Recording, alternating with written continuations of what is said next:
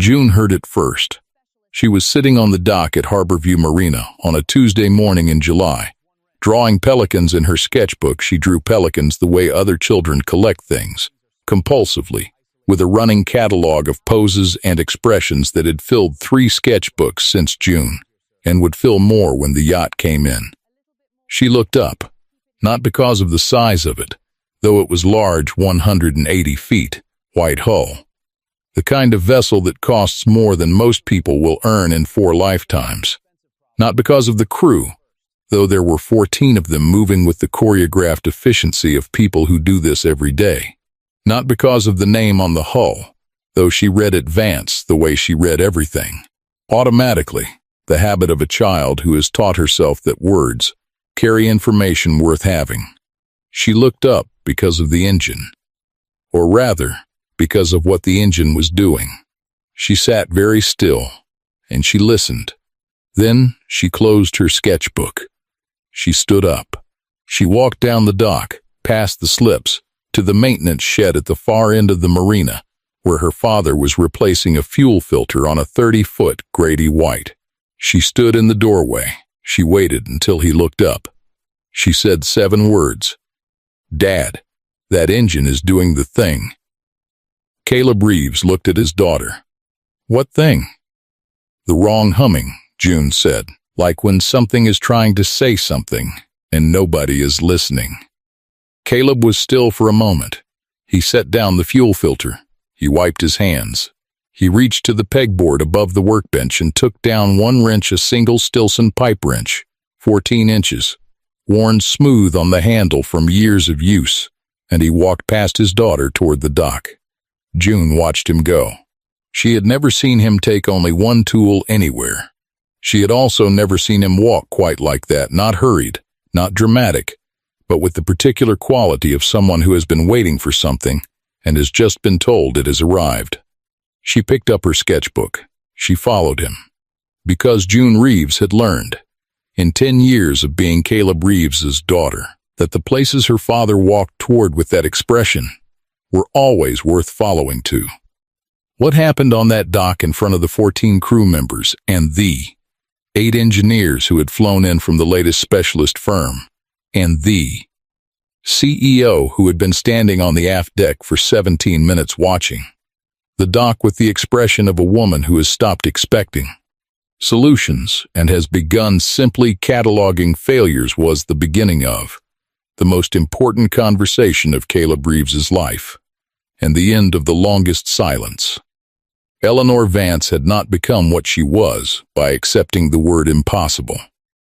She had built Vance Global Shipping from a single aging container vessel, the Meridian, inherited from her father at 28, along with a debt load that would have convinced most people to sell into a fleet of 34 commercial vessels and 3 private yachts that operated across 4 ocean routes and generated annual revenue that put her name in the kind of publications that tracked such things. She was 52 years old.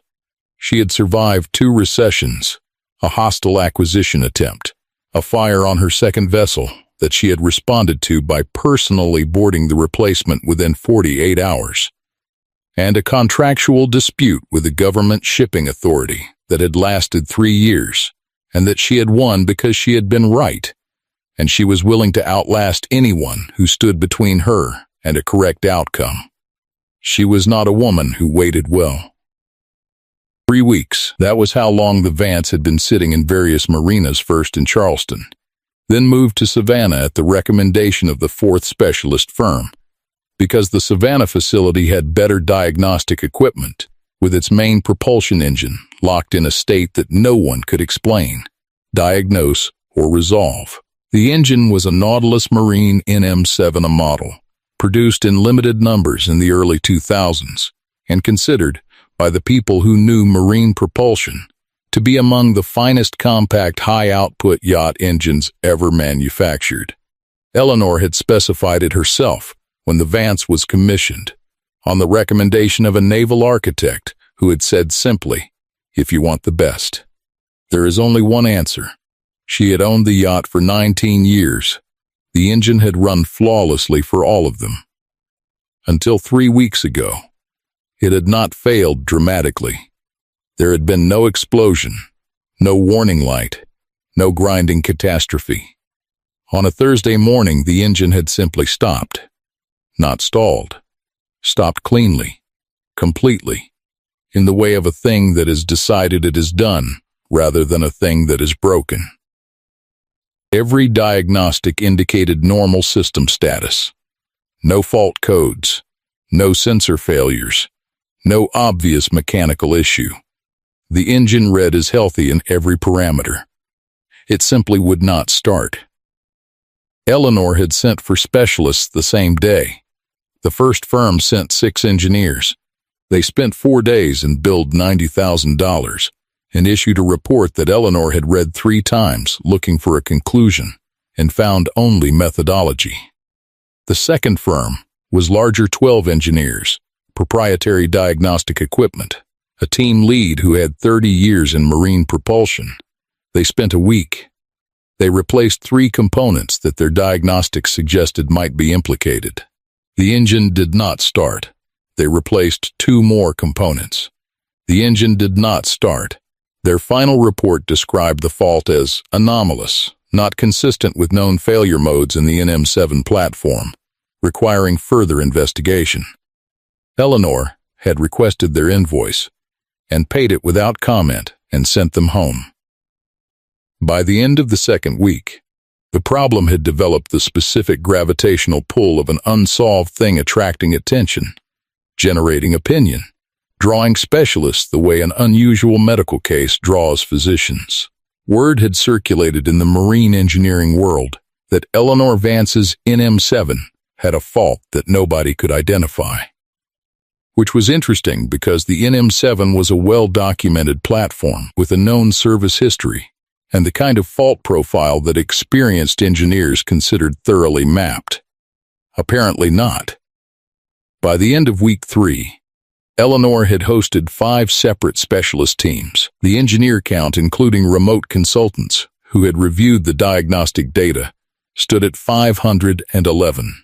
Marcus Webb, her chief engineer, had stopped updating the number in his daily briefings after it crossed 400, because the number had become, in his estimation, a data point that illuminated the problem without advancing the solution. The engine sat locked in its housing, reading perfectly healthy, refusing to run. On the morning of the 22nd day, Eleanor had flown to Savannah herself, not because she expected to contribute to the engineering solution. She was an operator, not a propulsion engineer, but because standing in the same city as an unsolved problem was marginally more tolerable than standing in a different one. She had been on the aft deck of the Vance for 17 minutes when she saw the man on the dock pick up a single wrench and walk toward her yacht. She watched him come. She was aware that he was a dock worker work jacket, worn jeans, the build and the movement of someone who has spent years in physical labor. She was aware that he was carrying one tool. She was aware that none of these facts were reasons to stop him. She had 511 engineers, and none of them had fixed her engine. She was open to new information. 9 years ago, Caleb Reeves had taken the dock maintenance job at Harborview Marina because it was available, and he needed something available, and because the marina was near the water, and Caleb had discovered, in the years after Maya, that being near water was the only thing that reliably produced in him the quality of quiet that made the rest of life manageable. He was not supposed to be a dock maintenance worker. He had a doctorate in mechanical engineering from Georgia Tech. He had spent 11 years at Nautilus Marine Systems, the most respected marine propulsion design firm in the world, as a propulsion engineer, and ultimately as lead propulsion designer, a position he had reached at 31, and that had made him, in the estimation of the people who tracked such things in the marine engineering world, a talent that appeared once in a generation. He had designed 4 engines that were considered landmarks in the field. He had been published in 6 peer-reviewed journals. He had been invited to speak at 3 international engineering conferences, and had attended one of them, and been, by all accounts, remarkable. He had understood engines, the way some people understand music, not just technically, but constitutionally, in a way that operated below the level of knowledge and closer to the level of instinct. He had been able to hear a fault in a running engine, the way a musician hears a wrong note, before the analysis, before the instruments, in the first second of listening. Maya had loved this about him. She had also found it occasionally maddening the way he would pause a dinner conversation, because he'd heard something in a passing car's engine that required a moment of attention, the way he would fall into a diagnostic trance in parking lots and machine shops, and anywhere that a running engine was audible. She had called it his other language, the one he spoke without words. Maya Reeves had died on a Tuesday in September, 22 years ago. The vessel was a 40-foot cruiser with a Nautilus NM4 engine, the generation before the NM7, designed by a different team, a platform that Caleb had reviewed briefly in a cross-departmental audit and had flagged one concern about: a pressure variance in the fuel delivery system under specific thermal conditions. A narrow fault window, the conditions had to align precisely for the fault to manifest, which they almost never did, which was why the audit team had classified it as low priority, and the production schedule had continued unchanged. The conditions had aligned on that Tuesday. The official investigation had taken 4 months. Caleb had cooperated completely. The findings had cleared him. His audit flag was on record. His concerns had been documented and overruled by the production committee. The decision chain was clear, and none of it ended with him. He was formally, officially, unambiguously not at fault. He resigned the day the findings were released. He did not resign because of guilt, exactly though guilt was present. The specific guilt of a man who flagged a concern and signed off when the flag was overruled, who had told himself the risk was acceptably low, and who had been wrong about the math of acceptable, who had calculated probability and paid with Maya. He resigned because he could not go back into that building, could not look at the drafting tables and the test rigs and the people he had worked alongside for 11 years without feeling, in the center of his chest, the specific weight of what the work had cost. He took June, 18 months old, bewildered, requiring everything, and he moved to Savannah, because Savannah was where Maya had grown up and where her parents still were, and where June had family that Caleb did not, and he had understood, in the months after, that June's connection to Maya's family was something he could not afford to sever, just because Savannah was painful for him. Painful for him was his problem. June's family was June's. He had found the dock maintenance job, and he had taken it, and he had been doing it for 9 years. He had not stopped designing engines. Not formally. He had no lab, no equipment, no institutional affiliation. But the mind that had spent 11 years solving propulsion problems did not stop solving them, because the professional context had been removed. He solved them in his head. In the evenings after June was asleep, in the notebooks he kept in the workshop corner of the marina's maintenance shed, in the long and detailed thinking he did while painting hulls and replacing bilge pumps, and doing the work that his hands could do while his mind was elsewhere. He had also done something that no one knew about.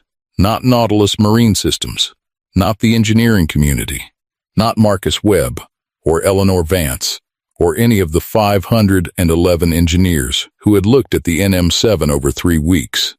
Not even June. He had built something into every engine he ever designed. Not after Maya. Before, the first version of it appeared in his second engine design, 2 years before Maya died. Born from the same instinct that had made him flag the NM4 pressure variance, the instinct of a man who understood that engines operated in the real world, under real conditions, operated by real people who were not engineers, and who trusted that the machine would protect them, because that was what machines were supposed to do. He had called it, in his private notebooks, the Ghost Protocol.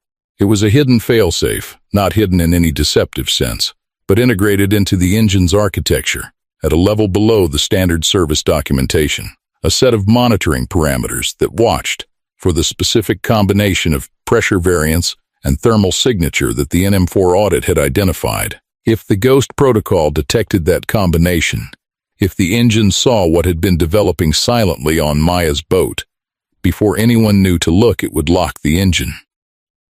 Not break it. Lock it. A controlled shutdown that looked like a fault to every standard diagnostic tool, but was in fact a deliberate protective state. The engine would not run again until the override was performed. The override required knowing where to look. The override required a specific tool, a standard Stilson pipe wrench positioned at a specific location on the engine housing that appeared in no service manual, because it had been designed to appear in no service manual. And the override required exactly 3.5 turns counterclockwise. Caleb had built this into the NM5 and the NM6 and the NM7, every engine he designed at Nautilus before he left. 47 engines total, distributed across 47 vessels, operating in waters all over the world. He had never told Nautilus. He had never told anyone. He had built a guardian into every engine he ever made, and then walked away and let it run silently in the dark, protecting people he would never meet, on vessels he would never see, from a thing that had already taken everything from him. In 9 years, the Ghost protocol had never activated. Until the Vance came into Harborview Marina on a Tuesday in July, and June Reeves sat on the dock with her sketchbook and heard, from 40 feet away, the specific quality of hum that her father had taught her, without ever naming it, without ever explaining why to recognize. The sound of an engine trying to say something. The sound of something locked. Waiting, he walked the length of the dock. 14 crew members, 8 engineers from the latest specialist firm, who had arrived 2 days ago and were currently in various states of diagnostic activity around the engine housing.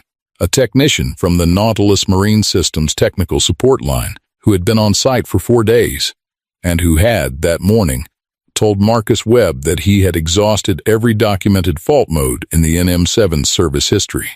Caleb walked past all of them, not aggressively, not performing anything, with the specific quality of movement that belongs to someone who knows exactly where they are going and has no interest in the peripheral landscape. One of the specialist engineers, a young man who had been adjusting a diagnostic sensor on the port side of the engine housing, looked up as Caleb passed.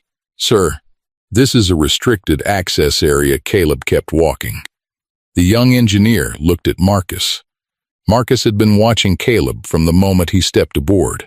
There was something in the way the man moved through the engine room, not the movement of a visitor or an interloper, but the movement of someone reading a room they have been in before, in some form, in some version that had produced in Marcus the specific sensation of a man whose professional instincts are registering something that his professional categories don't yet have language for. He held up one hand to the young engineer. He watched. Caleb stopped at the engine. He looked at it for 30 seconds, not running his hands over it, not consulting any display, not performing any of the gestures of diagnostic investigation that Marcus had watched 500 engineers perform over 3 weeks. He looked at it the way you look at something you made with recognition rather than examination, finding rather than searching. He crouched. He moved to the port side lower housing, a section of the engine that Marcus had observed every engineer pass over, because the service documentation indicated nothing of significance in that area. No access points, no service components, no reason to look there. Caleb looked there. He placed the wrench, a specific location on the housing, 2 inches below the secondary fuel rail bracket, at an angle that appeared to target nothing, no visible bolt, no obvious fitting, no component that any of the documentation described. Marcus took 2 steps forward. Caleb turned the wrench. 1 rotation counterclockwise, 2, 3.5. The sound was small, a click, a release, the sound of something that has been held in position being allowed to move. The kind of sound that gets lost in a loud environment, but that in the quiet of the Vance's engine room at 9:40 in the morning, with 8 engineers and 14 crew members and a CEO on the aft deck, and a dock maintenance worker crouching at the housing, sounded like the loudest thing anyone had ever heard. The engine started. Not after a delay. Not tentatively. Immediately, fully, with the deep authoritative hum of the NM7 running at idle, the sound that no diagnostic tool and no specialist team and no remote consultant and no Nautilus technical support representative had been able to produce in 22 days. The sound that June had heard, in its locked form, from 40 feet away on the dock. The engine ran. Marcus stood very still. The 8 engineers stood very still. 14 crew members stood very still. Caleb stood up. He wiped the wrench on his jacket. He looked at the running engine for a moment, not with pride, not with satisfaction in the way that performance produces satisfaction, with something quieter and more complicated. The look of a man seeing something he built, doing what he built it to do, after a very long time, in circumstances he had never fully allowed himself to imagine. He turned to walk back toward the gangway. Eleanor Vance was standing at the engine room entrance. She had come down from the aft deck when the engine started not running, just walking with the controlled urgency of a woman who has heard the sound she has been waiting 3 weeks to hear, and needs to be in the room where it is happening. She was looking at him. He stopped. They were 8 feet apart. Eleanor said, "Who are you?" Caleb looked at her. He said, "Dock maintenance, Harborview Marina." Eleanor looked at the running engine. She looked at the single wrench in his hand. She looked at his hands. She looked at his hands for a long time, and something moved in her face, not recognition of a name, not the conscious assembly of a memory, but something older and less linguistic than that. The recognition of a quality, a specificity of presence, the hands of a person who has spent a lifetime in relationship with the things they build. She had seen those hands before. She did not know yet where. "How did you do that?" she said. Caleb said, "I need to get back to the dock." He walked past her. Eleanor turned and watched him go. She looked at Marcus. Marcus was already at the engine housing, crouching at the location where Caleb had placed the wrench, looking at the surface of the housing with the focused attention of a man who has just watched something happen that he cannot account for, and who intends to account for it. "Marcus," Eleanor said. Marcus looked up. His expression was the expression of a man at the edge of something large. "I need to pull the original design schematics," he said. "The complete schematics, not the service documentation. The design files." "Why?" Marcus looked at the housing, at the location where the wrench had been, at the space that was not in any service documentation. "Because," he said slowly, "there is something in this engine that is not in any documentation I have ever seen, and I need to find out what it is." It took Marcus 4 hours. The complete design schematics for the NM7 were stored in Nautilus Marine Systems Engineering Archive, a digital repository that Marcus accessed through a professional relationship with a former Nautilus colleague who had been at the company since the early 2000s. The schematics were detailed in the way that engineering documents are detailed when they have been produced by someone who considers thoroughness a moral position rather than a professional requirement, annotated, layered, cross-referenced, with a specificity that Marcus had rarely seen in design documentation, and that communicated, even before he understood what he was looking at, something about the person who had made them.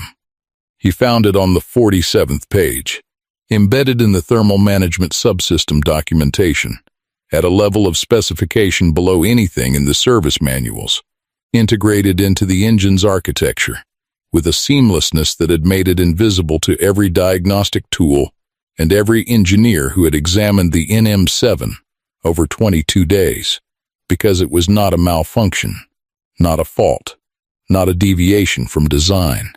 It was the design, a monitoring system, hidden in the engine's operational architecture, watching continuously, silently, across every hour of every voyage for a specific combination of pressure variance and thermal signature, a combination defined by parameters that Marcus did not immediately recognize, but that, when he pulled up the Nautilus audit record from 22 years ago, the one that had flagged a fault concern on the NM4 platform, he recognized immediately.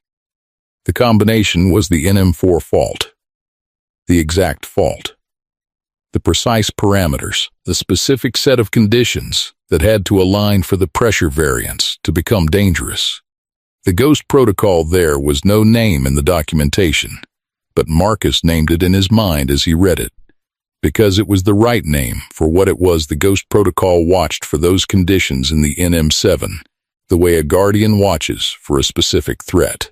And when it found them, when the pressure and the temperature and the fuel delivery dynamics aligned into the pattern that meant danger, was building silently below the threshold of standard monitoring, it locked the engine. Not broke it. Locked it. A controlled, complete, safe shutdown that removed the vessel from risk, while appearing to every diagnostic tool as an undifferentiated fault state. Marcus sat with this for a long time. Then he pulled the NM5 schematics. The Ghost protocol was there. He pulled the NM6. There, he called his former Nautilus colleague and asked a question that he knew was unusual. How many engines had the lead designer produced before leaving the company? The answer came back in 20 minutes. 47. Marcus sat at the table in the Vance's chart room with the schematics open on his laptop and the engine running steadily in the compartment below him, and he looked at the wall for a long time. He thought about 500 engineers. He thought about 3 weeks. He thought about the Nautilus technical support representative who had said that morning that he had exhausted every documented fault mode. Every documented fault mode. The Ghost protocol was not documented. It had never been documented. It had been designed by one person, built into 47 engines, and carried in that one person's knowledge alone for 22 years while he worked on a dock in Savannah, Georgia, and his daughter drew pelicans in a sketchbook. Marcus closed the laptop. He went to find Eleanor. He found her on the aft deck. She was standing at the railing looking at the dock, not at anything specific, just at the dock, the way people look at the space where something has happened after it has happened. Marcus sat down. He told her everything, the Ghost protocol, the monitoring system, the locked state that had looked like a fault and had not been a fault, the 47 engines, the NM4 audit flag from 22 years ago, the fault parameters that the protocol watched for. He told her what the protocol meant, what it was. Eleanor listened without interrupting. When Marcus finished, she was quiet for a long time. Then she said, "The engine wasn't broken." "No," Marcus said. "It was protecting us." "Yes," she looked at the water. "From what?" Marcus was quiet for a moment. "I pulled the last 30 days of engine telemetry," he said. "The data we had been treating as fault data. When you run it against the Ghost protocol parameters," he paused. "There was a pressure variance building in the fuel delivery system, starting about 3 weeks ago. Slowly, below the threshold of standard monitoring. Undetectable without knowing what to look for." Eleanor was very still. "If the engine had kept running," she said, "the variance would have continued building. Under the right conditions, extended high-speed operation in warm water." Marcus stopped. "How bad?" Eleanor said. "Based on the NM4 incident data," he stopped again. Eleanor looked at the water. "The engine knew," she said. "The engine was designed to know," Marcus said. "Before anyone else could see it, before any standard system would flag it, it locked itself and waited. Waited for the person who built the lock," Eleanor said. "Yes," she turned to Marcus. "Who built it?" she said. "Who designed the NM7?" Marcus had looked this up.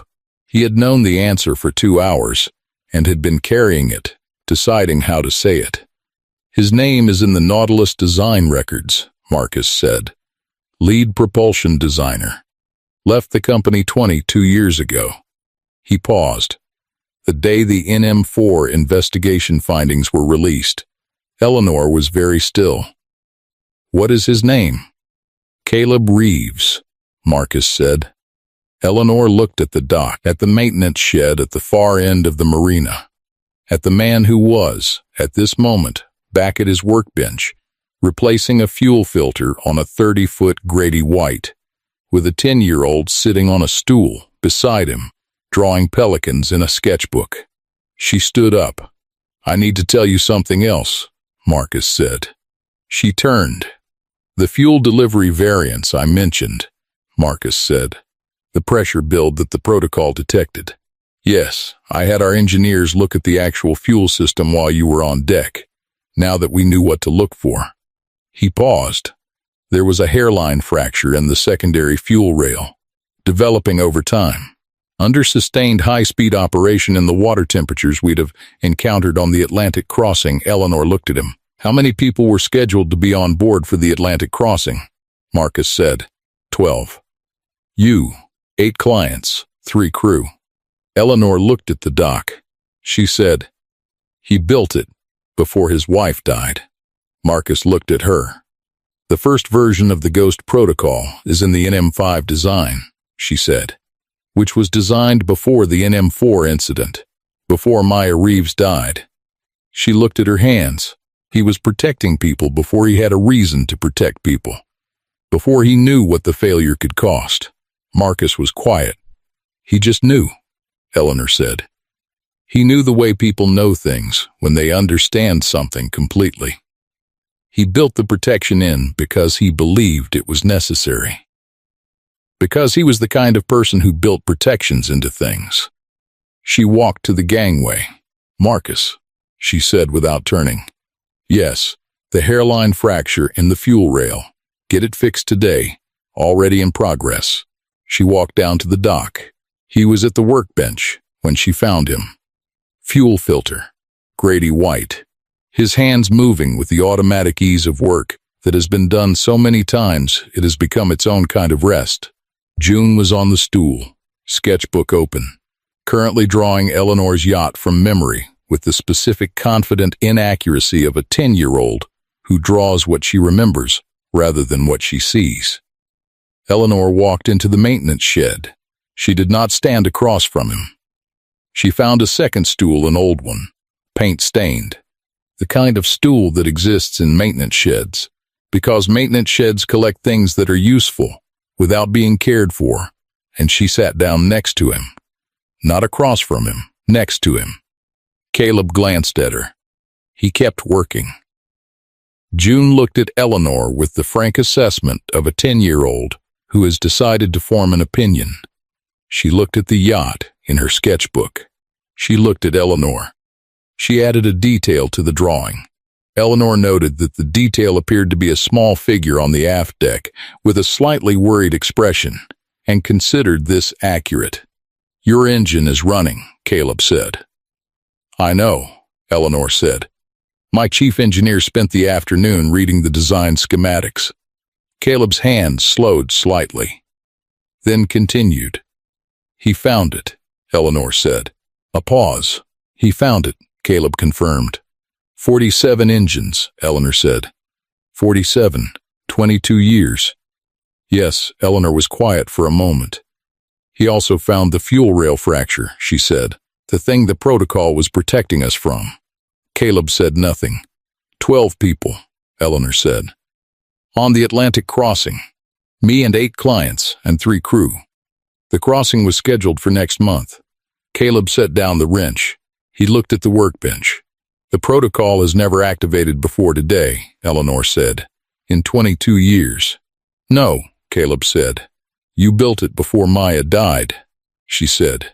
A long silence. How do you know her name? He said. Marcus pulled the investigation records, Eleanor said. I'm sorry for what happened to her. Caleb looked at his hands. He nodded once, the way of someone accepting a condolence that is genuine and that arrives too late for the grief, but not too late to matter. "Why didn't you tell Nautilus?" Eleanor said. "About the protocol." Caleb picked up a rag. He turned it over in his hands without using it. "Because if Nautilus knew, they'd own it," he said. "Patent it. Build it into the product documentation. License it as a premium feature." He paused. "Charge for it. And somewhere, at some point, someone would build a vessel on a budget, and the protocol would be the line item that got cut.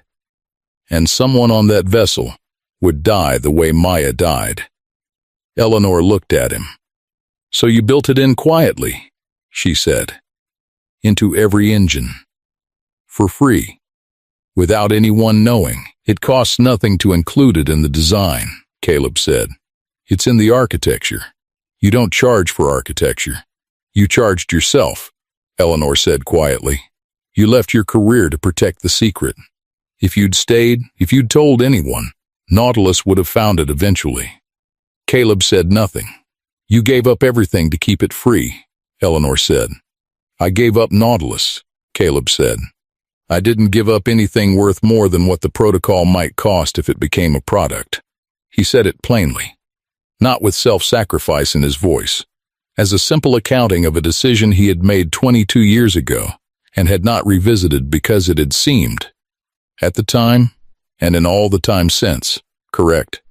Eleanor looked at him for a long time. Then she said, "I need to tell you something." He looked at her. 22 years ago, she said, "I was building my second vessel contract. I needed an engine specification. My naval architect recommended Nautilus Marine Systems. I went to a meeting. The lead propulsion designer walked me through the NM7 design." She paused. "I didn't catch his name. I was 30 years old and I was trying to understand more than I understood, and I was focused on the documentation rather than the person presenting it." She looked at her hands. "But I remember the meeting. I remember the way he talked about the engine. Not technically, but underneath the technical. The way he talked about what it was supposed to do. What it was for." She paused. "He said, and I wrote this down. I still have the notes from that meeting somewhere," he said. "The engine's first obligation is to the people inside the vessel. Not the owner. Not the operator. The people inside." Caleb was still. "I specified the NM7 because of that sentence," Eleanor said. "Because of what it told me about the person who designed it." She looked at him. "I didn't know it was you until an hour ago," she said. "But I have been operating your engine for 19 years because of a sentence you said in a conference room." Caleb looked at her. He looked at the workbench. He looked at June, who had stopped drawing and was watching them both with the full attention of a child who understands she is in the middle of something important. "It never failed," Eleanor said. 19 years. It never failed." "No," Caleb said. "Until it did. Until it locked," Caleb said. "Which isn't the same thing." "No," Eleanor said. "It isn't." She stayed on the stool for a long time. They talked not about the engine, not about the protocol, not about the legal or professional or commercial implications of anything that had happened. About Maya, about June, about what Savannah was like when you arrived knowing no one and built a life anyway. About what it meant to build something that ran in the dark without recognition for 22 years, and then one morning a 10-year-old on a dock heard it and came to get her father. June, who had been listening, said at one point, "I heard it from here." The wrong humming. Eleanor looked at her. "You knew something was wrong from the dock?" "It sounded like when something is trying to say something," June said, "and nobody is listening." Eleanor looked at Caleb.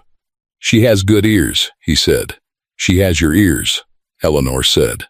"Yeah," Caleb said. "She does." Eleanor came back the next morning, not with lawyers, not with a proposal, or an offer, or a prepared agenda. She came back with 2 cups of coffee from the place on River Street that Marcus had told her made the best coffee in Savannah, which was true. And she sat on the paint-stained stool again and gave Caleb one of the cups. June was not there yet. She came in the mornings, after breakfast, a routine she had established herself at the age of 7, and that had not been renegotiated since. Eleanor and Caleb sat in the maintenance shed and drank coffee. "I want to ask you something," Eleanor said, "and I want you to know there's no obligation in the question. It's just a question." "Ask," Caleb said. "Is the ghost protocol in all of them?" She said. "Every engine you designed at Nautilus?" "Every one," Caleb said. 47 vessels, Eleanor said. 47. All over the world, wherever they've gone. Eleanor held her cup. "If any one of them detects the fault, it locks," Caleb said. "Safely, the same way yours did. And it waits. For someone who knows the override," she said. "For someone who knows the handshake," he said. She looked at him. "You," she said. "Or someone I've taught," he said. She was quiet. "Have you taught anyone?"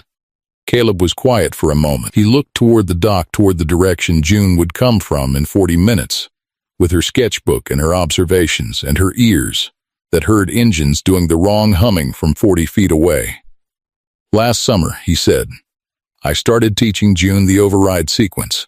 I told her it was a puzzle I'd built, a game, a riddle built into a machine, and the answer was a series of steps. And if she could learn the steps, she could solve any version of it she ever encountered." Eleanor looked at him. "She thinks it's a game," she said. "She'll understand what it is when she's older," Caleb said. "When she's ready, when she can carry it properly." "Why a game?" Eleanor said. "Why not just tell her?" Caleb looked at the workbench. "Because Maya used to say," he said, "that the things we learn as play are the things we carry deepest. The things that become reflex rather than memory." He paused. "I want the override to be reflex for June. Not something she has to remember, something she just knows." Eleanor was quiet for a long time. "What happens," she said carefully, "when you're not here? When it's been 20 more years and one of those 47 engines locks, and neither you nor June is reachable?" Caleb said. "That's the right question." He reached to the shelf above the workbench. He took down a notebook, not an engineering notebook, not a professional document. A plain composition notebook, the kind sold in drugstores, with his handwriting on the cover in marker. "For June, when you're ready." He held it for a moment. "It's all in here," he said. "Every engine, every vessel, as best I know their locations. The complete override sequence, the monitoring parameters, what the ghost protocol watches for and why." He paused. "I wrote it 2 years ago. I was going to give it to her at 18, or 20, whenever she seemed ready." Eleanor looked at the notebook. "One copy," she said. "One copy," Caleb confirmed. She looked at him for a long time. Then she said, "I want to make a proposal. Not a business proposal, not a contract." She paused. "A conversation between two people about something that matters." He waited. "The ghost protocol belongs to the world," she said. "Not to Nautilus. Not to me. Not to any company. It belongs to the people in the 47 vessels and every vessel that comes after." She paused. "I have the resources and the relationships to make sure it becomes a standard. Not a product, a standard. Built into every new marine propulsion system manufactured, required, free, the way seat belts became a standard. Not optional. Not premium. Required." Caleb looked at her. "On one condition," Eleanor said. "Your name on it. Dr. Caleb Reeves. In the documentation, in the standard, in the engineering literature. Not because you need the recognition." She looked at him steadily. "Because Maya deserves to be the reason. Because the engineers who implement this standard should know who built it and why. Because the people in the vessels who are protected by it should know, somewhere in the record, that it was built for them by a man in a maintenance shed in Savannah who has been carrying it alone for 22 years. Caleb looked at the notebook in his hands. He looked at the dock through the open door of the shed. He looked at where June would come from. He said, "There's one more condition. Name it." "June," he said, "when the standard is published. In the technical documentation. I want a line." "What line?" Caleb looked at the water. "Fault detection system first identified by June Reeves. Age 10, Harbor View Marina, Savannah, Georgia, who heard the engine doing the wrong humming from 40 feet away and went to get her father." Eleanor looked at him. The expression on her face was the expression of a woman who has built a shipping empire and sat across from heads of state and negotiated contracts worth 9 figures, and who has not, in all of that, been moved in quite this way, in quite this register. She said, "Done." The Vance left Harborview Marina 4 days later. The fuel rail was replaced. The engine was running. The Atlantic crossing would proceed on schedule. 12 people Eleanor, 8 clients, 3 crew would make the crossing in a vessel whose engine would protect them with a system that had been running silently in its architecture for 19 years, and that they were only now aware of, because a 10-year-old had heard something from a dock and known it was wrong. June watched it leave from her spot on the dock. She was drawing the yacht as it moved out of the slip, a new sketch, departure rather than arrival, the white hull in the morning light. She drew it with the careful attention she gave to things she had decided mattered. Caleb stood beside her. He did not watch the yacht. He watched June watching the yacht. He thought about Maya. He thought about the night he had started writing the Ghost Protocol into the NM5 schematics, a Tuesday evening, late, long before anyone had died, long before he had any reason beyond the instinct of a man who understood that engines ran in the real world, and that the real world was not a controlled environment, and that the people inside the vessels trusted the machines to protect them. He had built the protection in, because it seemed right, because it was possible, because he was the person who could do it, and no one else was going to, and so it fell to him. He had not expected to carry it alone for 22 years. He had not expected to be standing on a dock in Savannah, watching a ship leave with his daughter beside him, when it finally moved into the world under its own name. But here he was, here they were. June finished the sketch. She looked at it. She looked at the yacht, now in the channel, the hull catching the morning sun. She said, "Is it going to be okay? The humming?" "It's going to be okay," Caleb said, "because you fixed it. Because it was never broken," he said. "It was just waiting." June considered this. "Like the game," she said. "The puzzle you built. Like the puzzle," he said. She nodded, satisfied, in the way of a child for whom a thing clicking into its correct position produces a complete and immediate sense of rightness. She turned to a new page in her sketchbook. She drew a pelican. Then she stopped. She wrote something at the bottom of the page, in the margin, in her handwriting, careful, certain, the handwriting of a child who has decided something is worth writing down. She showed it to Caleb. It said, "The engine wasn't broken. It was waiting for someone to listen." Caleb looked at it. He looked at his daughter. He said, "That's right. I know," June said. She went back to the pelican. There is a kind of protection that moves through the world invisibly. Not the visible kind, not the protection that announces itself, that has documentation and certification and the institutional weight of standards bodies behind it. The invisible kind, the kind that lives in the architecture of things, that runs in the dark for years and decades without anyone knowing it is there, that does not ask for recognition, because recognition was never the point. Caleb Reeves built that kind of protection into 47 engines. He built it in the evenings after the day's work was done, in the margins of schematics that no one else would fully read, using knowledge that belonged entirely to him, his understanding of the fault that the system needed to watch for, his instinct for the parameters, his belief that the engine's first obligation was to the people inside the vessel. He did not do this because anyone asked him. He did not do this for credit or compensation or the professional recognition that might have come from it. He did it because he was the person who could. And he was the person who understood what happened when the protection wasn't there. The Ghost Protocol activated once in 22 years, on a Tuesday in July, on a yacht called the Vance. 12 people on a scheduled Atlantic crossing. A hairline fracture in a fuel rail, building silently below every standard monitoring threshold. A 10-year-old on a dock who heard the wrong humming. A man who picked up one wrench, 3.5 turns counterclockwise. The engine unlocked. The crossing happened.